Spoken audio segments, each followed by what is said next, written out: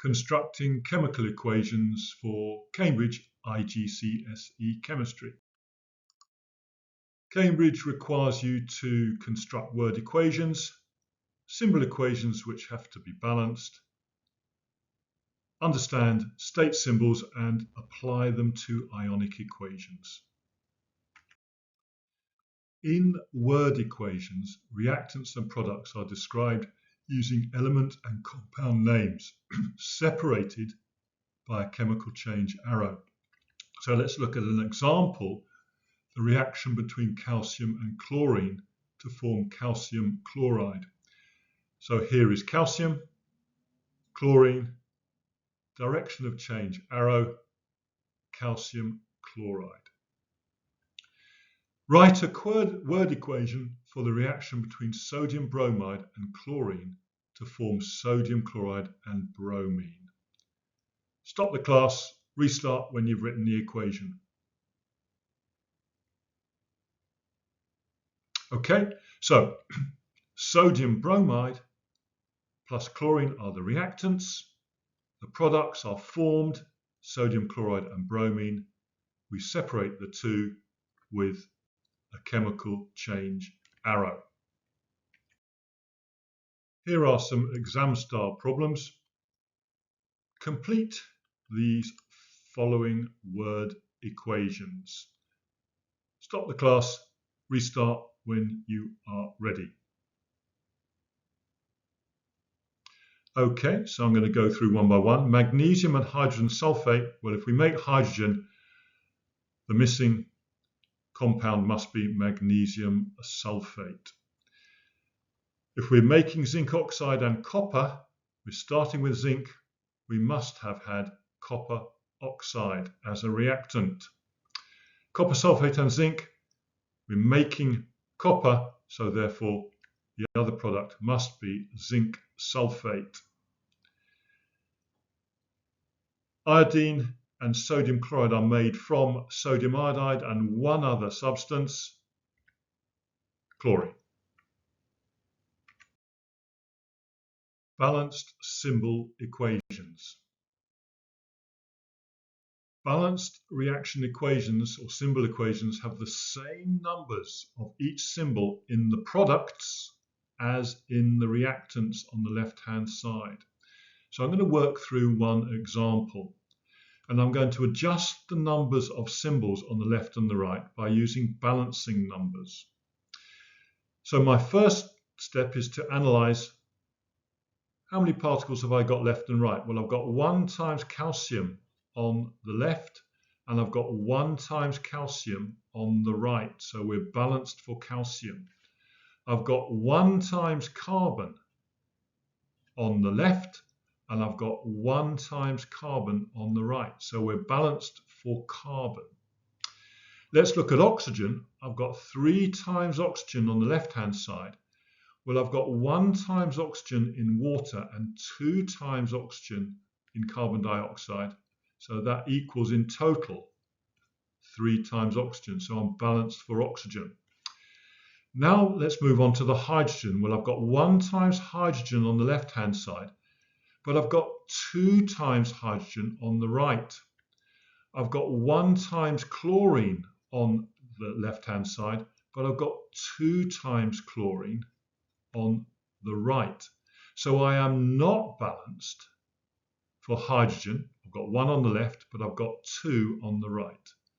And I've got 2 chlorines on the right, but only 1 on the left. Now, I can't balance by changing the formula of a compound. The formula of a compound or element is not altered in balancing. For instance, the formula of hydrochloric acid is always HCl. I can only have 1 hydrogen and 1 chlorine for hydrogen chloride, hydrochloric acid. However, it's possible to have 2 molecules of hydrogen chloride. So if I put a 2 in front of the HCl, that will give me twice everything in the formula. That would give me 2 hydrogens and 2 chlorines. So let's go back to the equation. If I put a 2 in front of hydrogen chloride, then I've got 2 hydrogens and I've got 2 chlorines.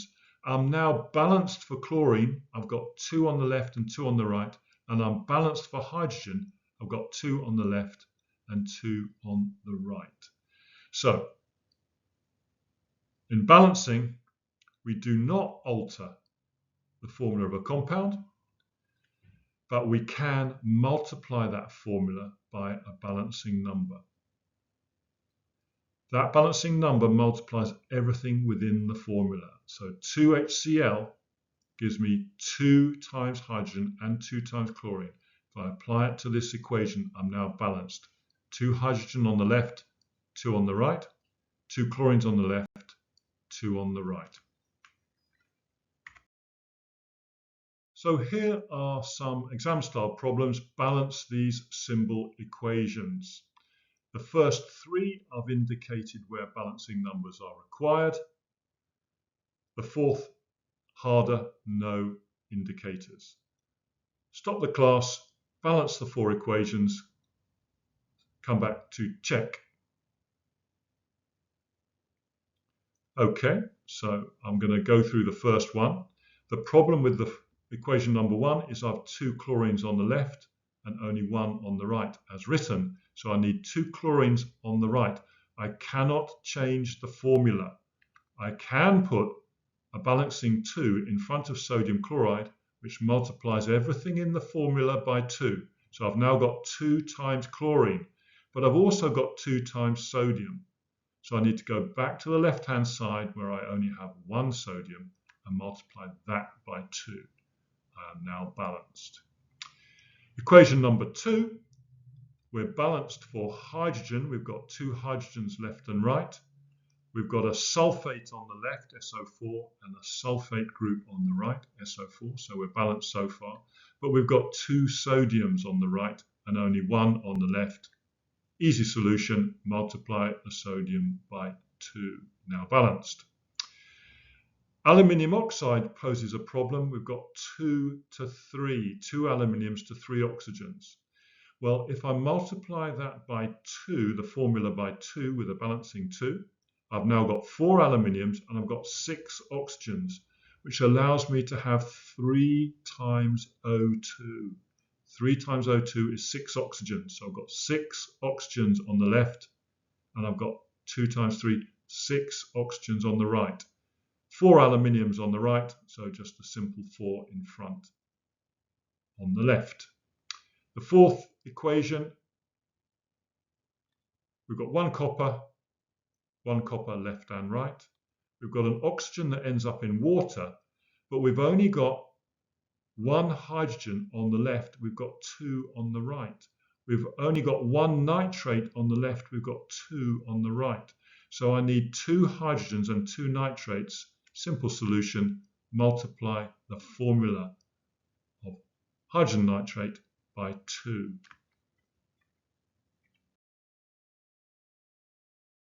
State symbols and ionic equations.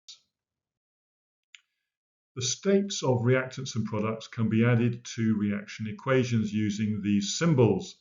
Bracketed G for a gas, bracketed L for a liquid, bracketed S for a solid, and for solutions we use the idea of aqueous solution, watery solution, so we put a bracketed AQ. So let's look at an example, which I hope you've met in the laboratory. Chips of calcium carbonate are added to dilute hydrochloric acid. They react to form water, carbon dioxide, and a solution of calcium chloride. So here is the balanced symbol equation.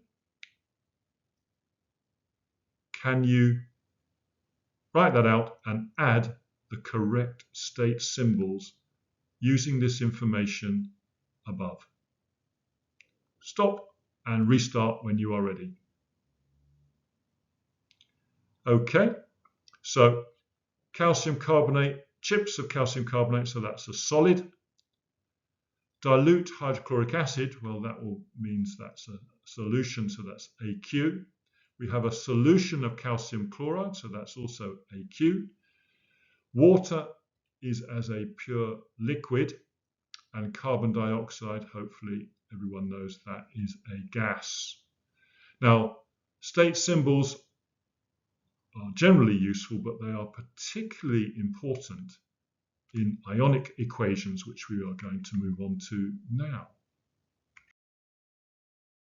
There are two key ideas for you to understand if you are to work with ionic equations. The first one is that ionic compounds dissociate when in aqueous solution. So if I look at sodium chloride dissolved in water, NaClAq, the ionic lattice breaks down and we have free aqueous sodium ions and free aqueous chloride ions. Now, the second important idea is that some of the aqueous ions in a reaction mixture do not change, and these are called spectator ions, and we leave them out, we remove them from the reaction equation in forming the ionic equation. So let's look at an example. Sodium chloride reacting with silver nitrate to make silver chloride, a precipitate of silver chloride, that is a solid sample of silver chloride, and a solution of sodium nitrate. So sodium chloride solution, silver nitrate solution, forming a solid silver chloride and a solution of silver nitrate. Now, how are we going to transform that into an ionic equation? Well, the first thing is to write out the dissociated ions. So if you recall, I'm saying that sodium chloride dissociates to form aqueous ions, as does silver nitrate.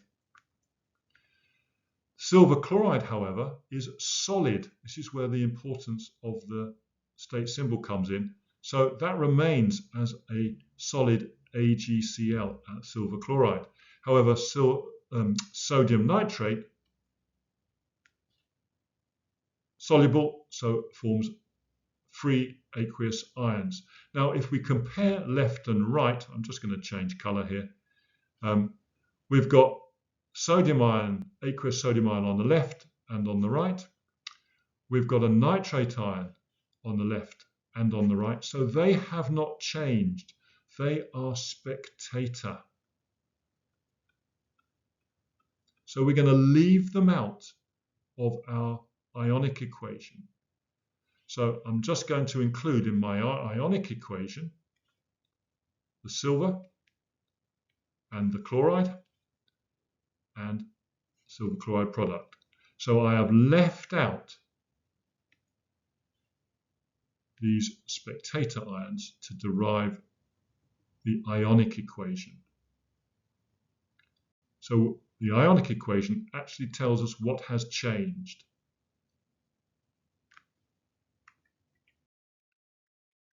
So here are two problems typical of the Cambridge IGCSE exam. Write out ionic equations for silver nitrate and potassium bromide forming silver bromide precipitate and a solution of potassium nitrate, and then similarly for the lead nitrate potassium iodide reaction. Stop the class, perhaps do problem number 1, come back to check, and then you can move on to 2, or you can do them both together. Anyway, stop the class, write your equations, come back to check when you are ready. Okay, so I'm going to reveal the first one. So what I'm going to do is I'm going to write out to start with the free aqueous ions. I seem to be writing in red. So I've got AQ, silver plus ion, aqueous nitrate ions, aqueous potassium ions, and an aqueous bromide ion. Here, the solid does not form free ions, so that's a change, but I've got potassium aqueous ions and dissociated nitrate ions. Now, I'm just going to compare left and right. The nitrate ion is spectating, it hasn't changed. The potassium ion is spectating, it hasn't changed. My ionic equation, therefore, contains the two ions that change from aqueous ions into the solid state. So the silver ion, Ag plus Aq, and the bromide ion, Br minus Aq, change into an ionic solid. So there is our ionic equation describing the change within this full chemical equation. I've left out the spectator ions. Okay, problem number 2. If you are ready, I'm going to reveal. There is the solution. Pb2 plus Aq plus 2 iodides go to form PbI2 as a solid. How did I derive that? Well, this is aqueous, so I'm going to get aqueous ions. I'm going to get 2 nitrate ions. I'm going to get 2 potassium ions, aqueous, and 2 iodide ions, aqueous. The solid does not dissociate into free ions, but here I've got 2 of everything. So I've got 2K plus Aq, and I've got 2 nitrate ions. So just a quick change of colour. What have I got left and right that's the same? Well, 2 nitrate ions, I can eliminate those. I've got 2 potassium ions, so I can eliminate those as spectator ions. Leaves me with Pb2 plus Aq, 2 iodide ions Aq, forming the ionic solid precipitate. So, what has changed? Lead 2 plus Aq and 2 iodide ions Aq, free aqueous ions, have changed into a solid precipitate. Potassium and the nitrate ions remain as aqueous ions. They're just spectating, they have not changed. So well done for finishing.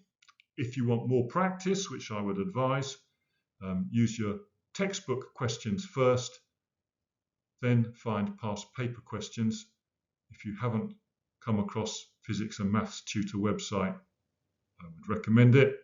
Nothing to do with me, it's just got loads and loads of past papers.